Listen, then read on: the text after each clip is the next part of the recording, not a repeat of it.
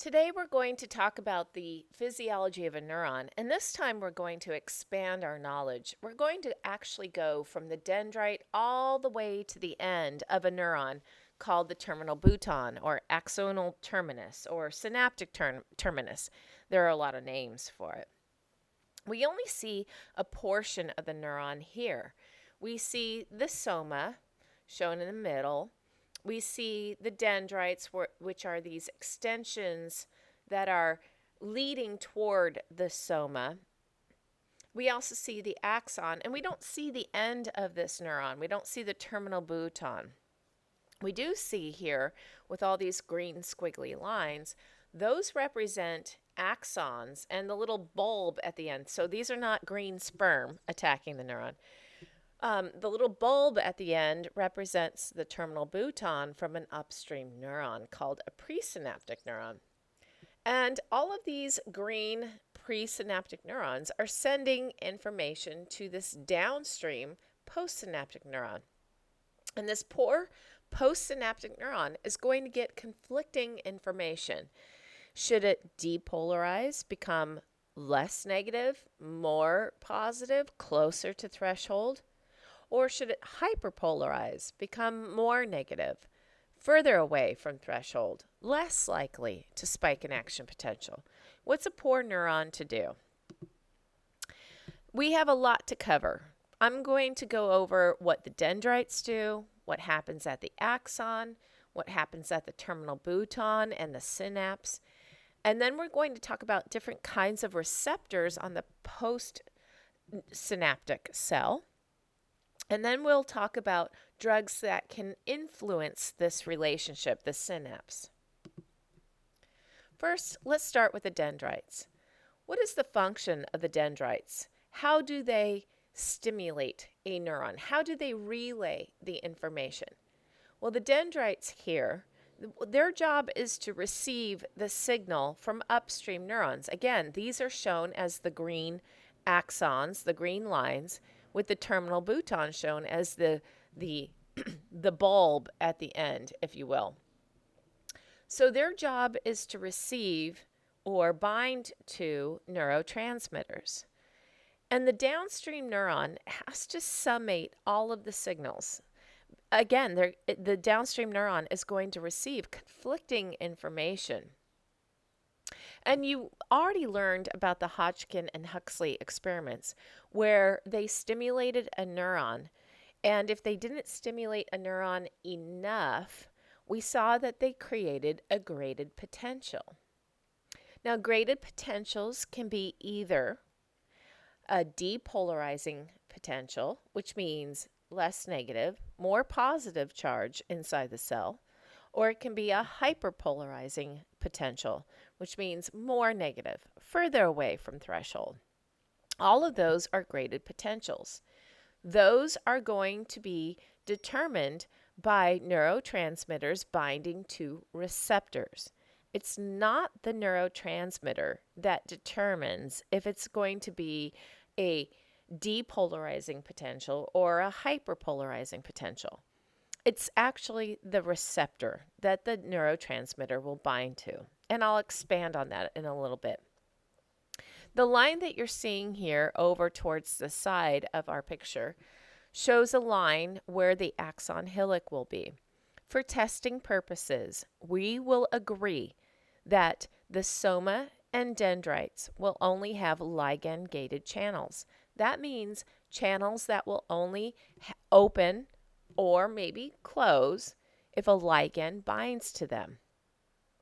From the axon hillock and downward, from the axon hillock through the axon to the terminal bouton, we will see only voltage-gated channels. That's not the truth, but it's close enough.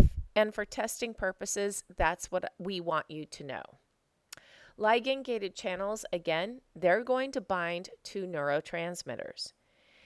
Neurotransmitters will either cause these ligand-gated channels to open, or in some cases, it can actually cause channels to close. And we'll expand on that more when we get to our Unit 3 when we talk about cardiocytes.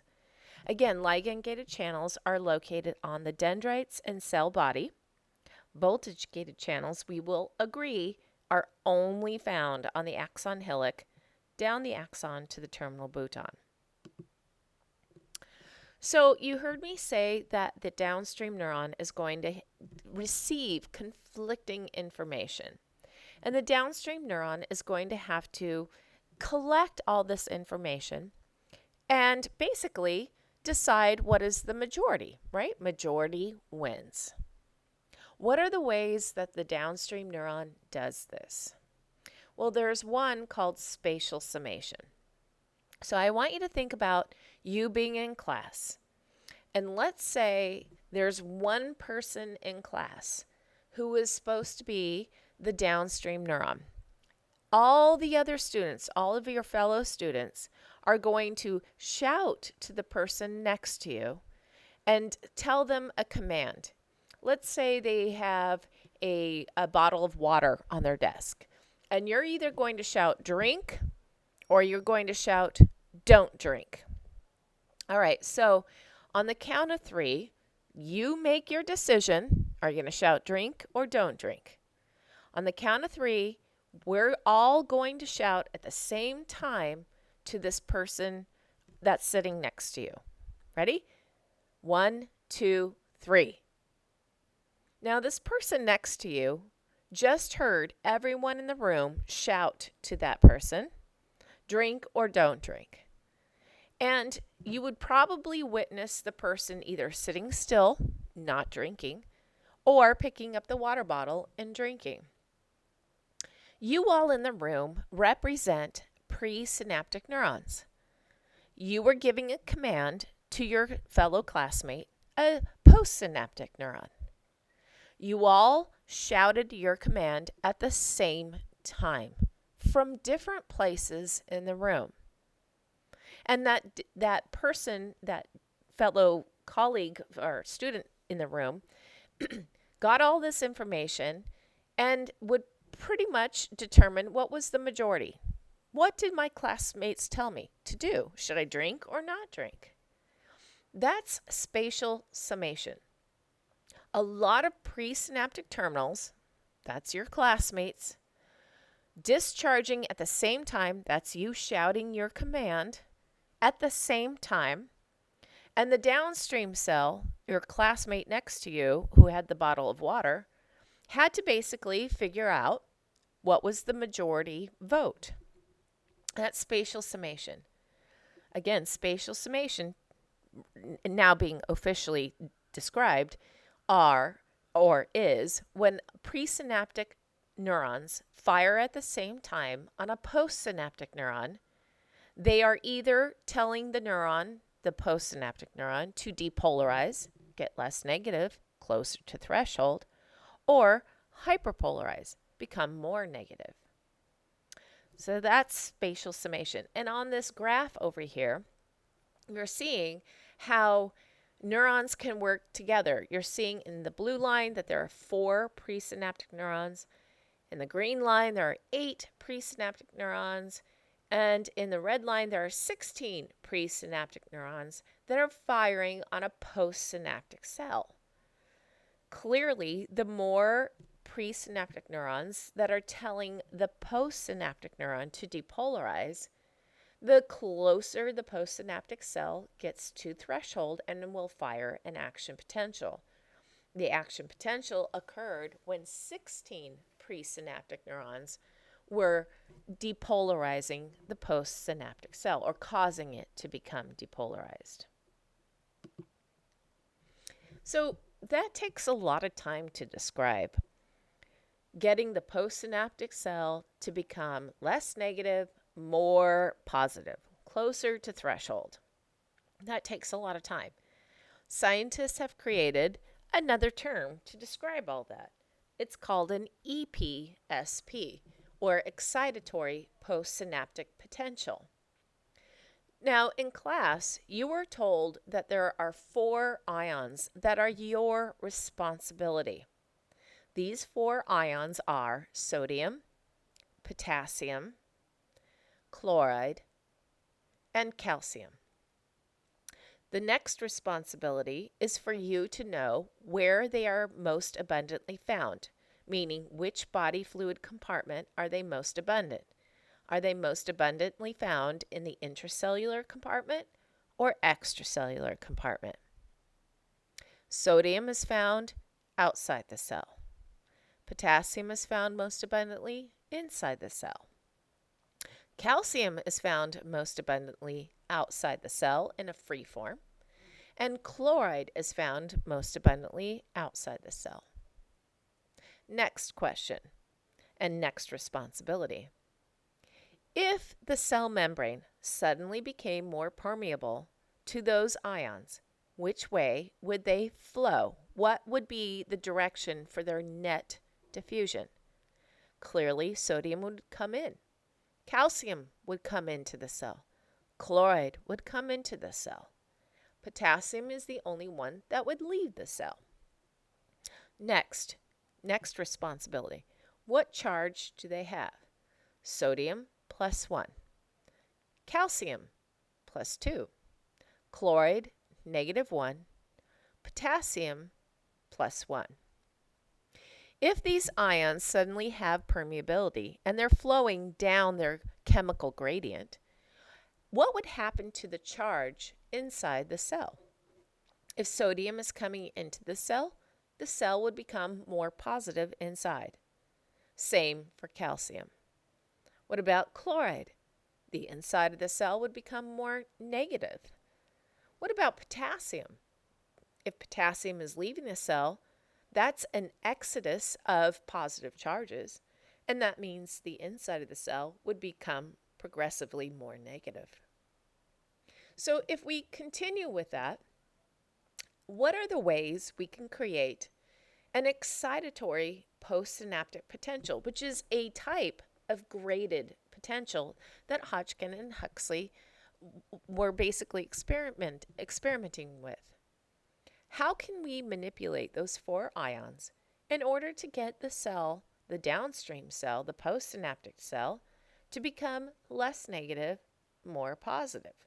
What could we do? We could open more sodium channels.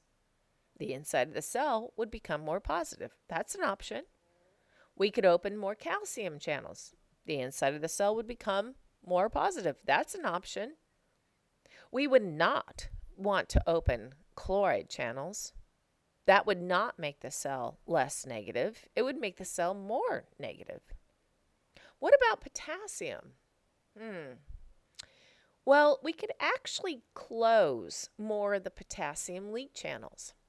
And that means the inside of the cell would be collecting basically more positive charges, right? Because potassium would be trapped in the cell and not leaking out. Those are our 3 options to create an epsp.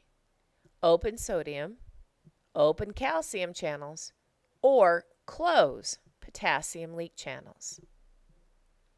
Neurotransmitters will bind to ligand-gated channels and utilize these 3 options to make the downstream cell to become less negative, more positive, closer to the threshold. That would create a local potential called an epsp, or excitatory postsynaptic potential. What if we want the downstream neuron to become more negative, further away from threshold, less likely to reach threshold to spike in action potential? What are our options?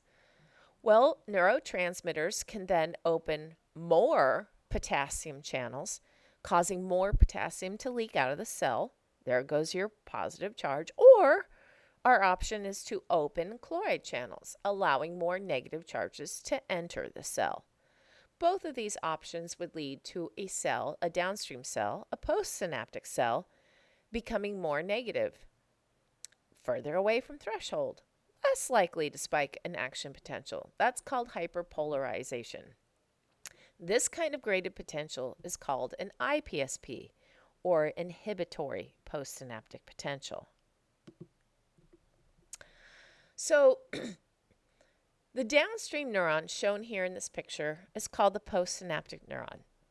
In this picture, we see a green excitatory presynaptic neuron. We see a black excitatory presynaptic neuron. And we see a red inhibitory presynaptic neuron. Well, what does that actually mean? Excitatory or inhibitory presynaptic neuron?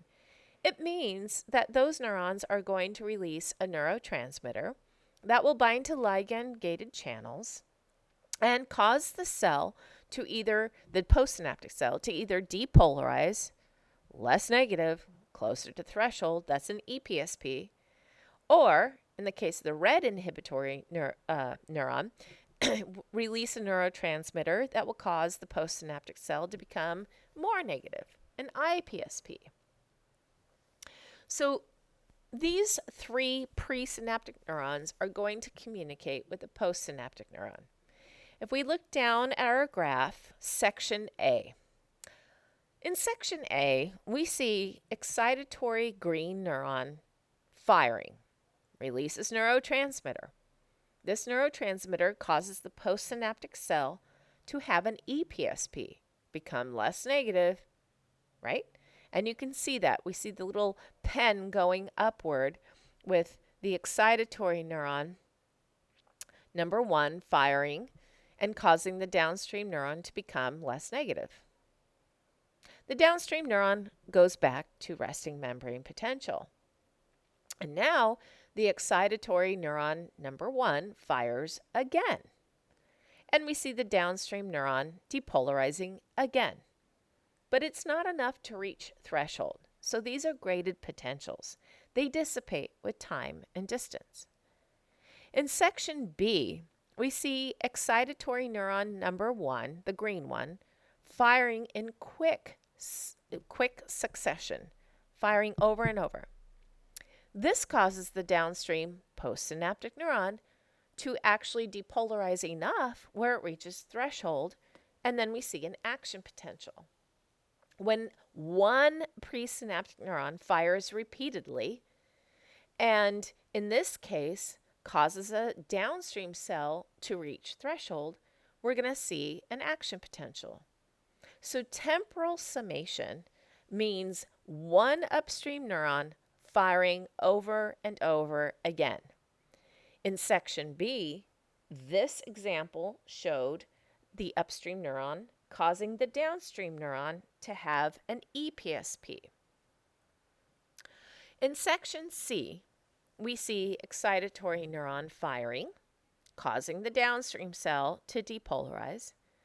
Then excitatory neuron number 2 fires, and it causes the downstream neuron to have an epsp. But when they work together, when they discharge at the same time, these two excitatory neurons cause the downstream cell to reach threshold and fire an action potential. Well, what about if we have excitatory neurons and inhibitory neurons that conflict each other? Okay, well, let's look at section D. We see excitatory neuron number 1 discharging neurotransmitter that causes the postsynaptic neuron to depolarize. Then the inhibitory neuron in red releases its neurotransmitter. This causes the downstream neuron to hyperpolarize. That's an ipsp. If these two neurons fire at the same time, this is still spatial summation. They're firing from different locations, but at the same time, they cancel each other out. So let me repeat again. Spatial summation, upstream neurons fire once at the same time from different locations on the downstream cell. Temporal summation means an upstream neuron can fire repeatedly on a downstream neuron. When this happens in vivo in our bodies, both are used. The fact is that many neurons synapse on a downstream neuron. Many times they fire at the same time, and many times some of the neurons are firing repeatedly. The downstream neuron has to take in all of this information and basically summate them all, and the majority wins. Will the downstream neuron reach threshold or not? Is the decision that the downstream neuron has to make. So let's talk about that. If the downstream neuron or postsynaptic neuron depolarizes, that means it's becoming less negative, more positive, closer to threshold. But if it is sub-threshold, then that is a graded or local potential, and the neuron will not fire an action potential. If the epsps reach threshold, then an action potential will occur. It's an all or none event. Again, what happens at threshold? At threshold, voltage-gated channels open. Many textbooks give a value for threshold as being minus 55 millivolts. That is very misleading. Voltage-gated channels open when the cell potential changes enough and reaches a certain threshold. Every voltage-gated channel has its own unique threshold. It is not just one number. Some open before others.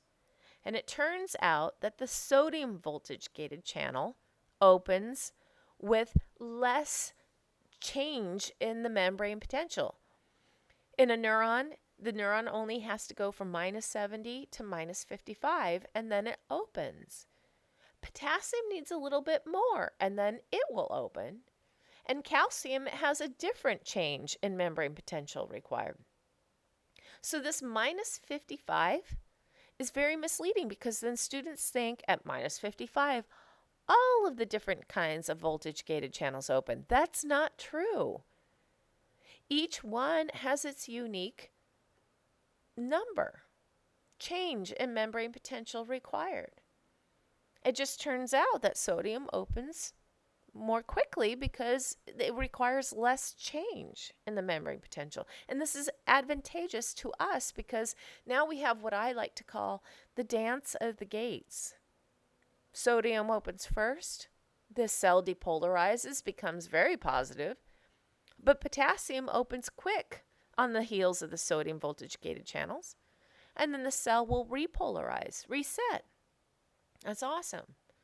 And at the downstream terminal bouton, we see a different class of voltage-gated channels, the calcium class, and that opens as a result of an action potential. So at threshold, we have sodium voltage-gated channels opening, and that means sodium comes through the channel, and sodium diffuses into the cell down its chemical and electrical gradient.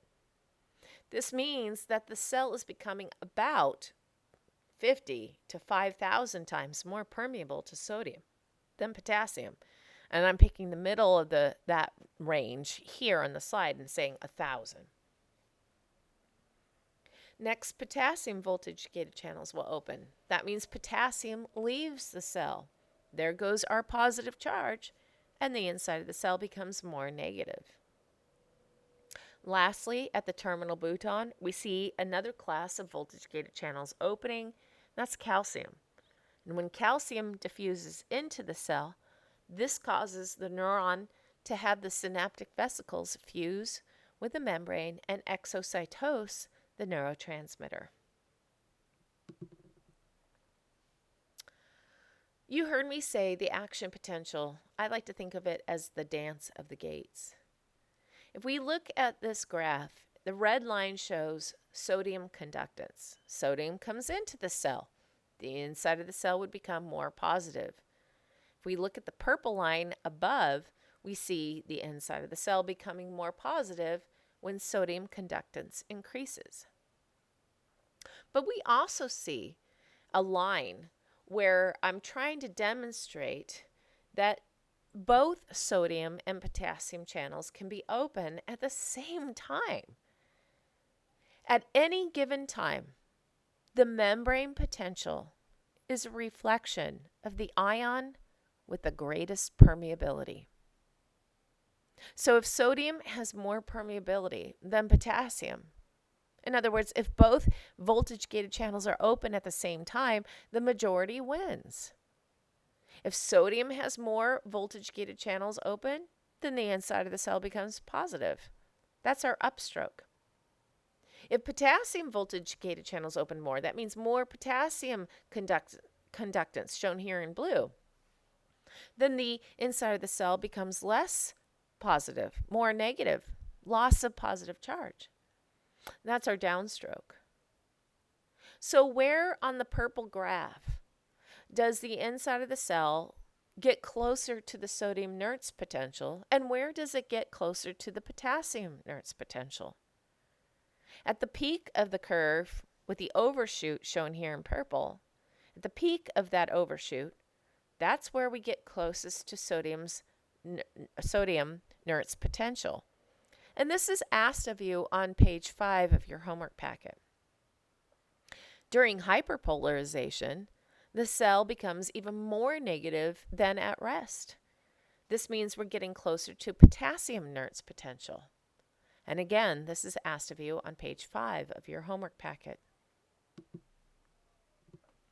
When we come back, I'm going to talk to you about these voltage-gated channels and their gated properties.